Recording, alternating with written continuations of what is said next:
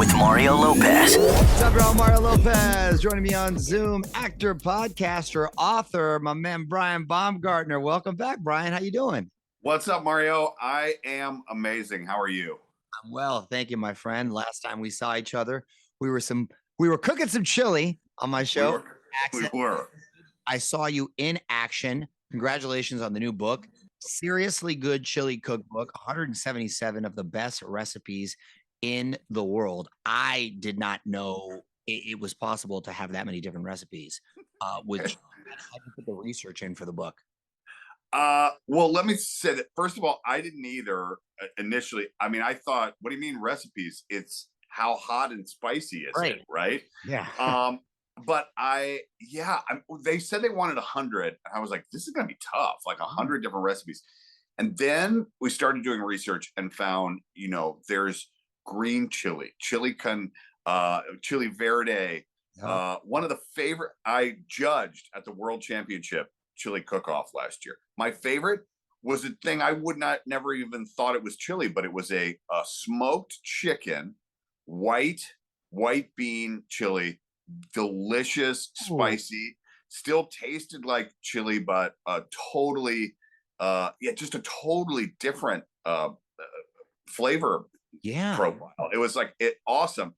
So we got a ton of world champion recipes for it. We had celebrity chefs and real chefs and fans submitted. And instead of 100, we got to 177. That's unbelievable. And that particular recipe you mentioned does sound pretty tasty. Yes, palate wouldn't be expecting something like that. How many of the 177 recipes have you personally tasted? Have I personally tasted? I'd say I've personally tasted a little over half. Pretty good. I have made significantly less than that. Yeah, I mean, we had a great team that was working. I mean, if it was a world champion recipe, we kind of just gave that I was like, well, who am I to say no to them? Like, they won a world championship. That thing's been going on 50 years. So we got a bunch of recipes from them. And and so like that chicken one I just made myself a couple of weeks ago. I've been making different types and having a lot of fun with it. Well, football season is perfect for a chili recipe. Yeah. Is there a particular city or region who does chili the best? Well, we talk about that in the book. I don't know about best. I'm not going to I'm not going to endorse one specific region, but Kansas City, big. Cincinnati, very home Skyline big. Chili. That's right. Skyline chili. Yes. That's right. And famously, they eat it over noodles, like spaghetti noodles. Yes. And you know what? I've had that. It's pretty good. It's pretty good. Yeah. So there's Cincinnati. Then there's kind of the whole Texas versus everybody else thing, which is the beans versus no beans debate. The Texans don't eat beans in their chili, and they're very, very passionate and stubborn about it. Really? But I think both are delicious.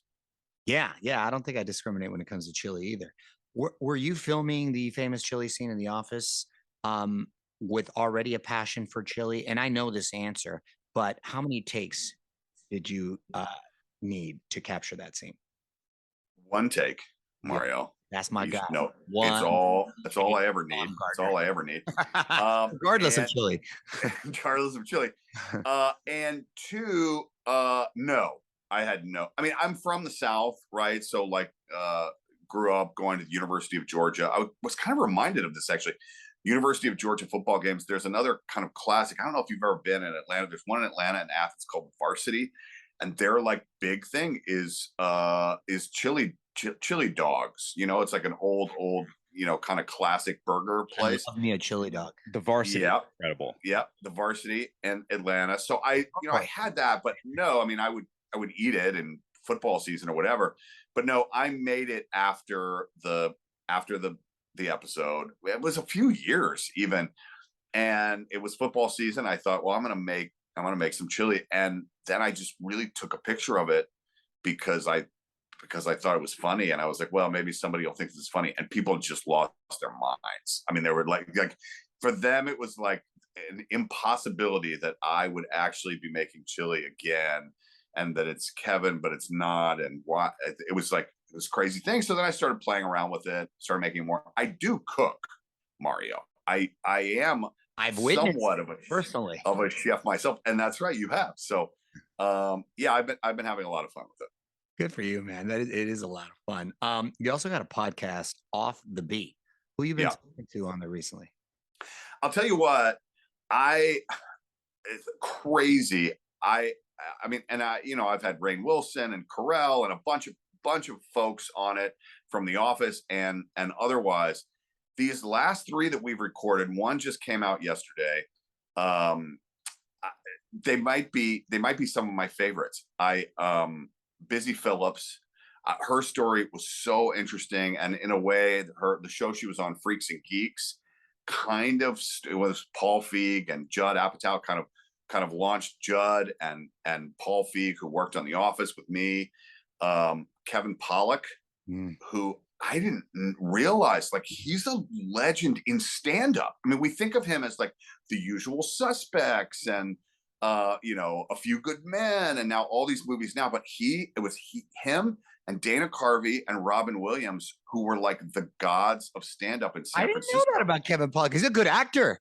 He's a great actor, but like he was. Oh, that's cool. It was so cool and interesting to talk to him about our early days, and I had worked with Robin a few times. He obviously knew him really well from their old days. Sort of talk about that, and then I wrapped it right before I'm in New York right now for the book launched, the cookbook launched yesterday. I talked to on Saturday, coming up in a couple of weeks. Don't miss it. Paul Walter Hauser. Oh, that's my guy. Love Paul Walter Hauser. That dude makes every project he's in better. He makes everything better, and he is. Then he is so sweet. He's and such a nice guy. Such a great, thoughtful, yeah, nice, generous. I was more blown. I mean, I'm with Blackbird. If you haven't seen it, spoiler alert. I'm not going to give any spoilers away.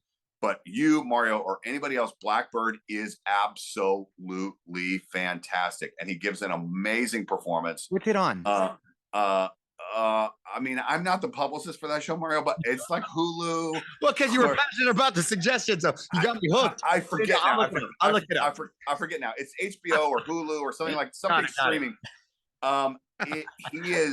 He is so good at it. We talk about that, and we talk about I, Tanya, and we talk about him.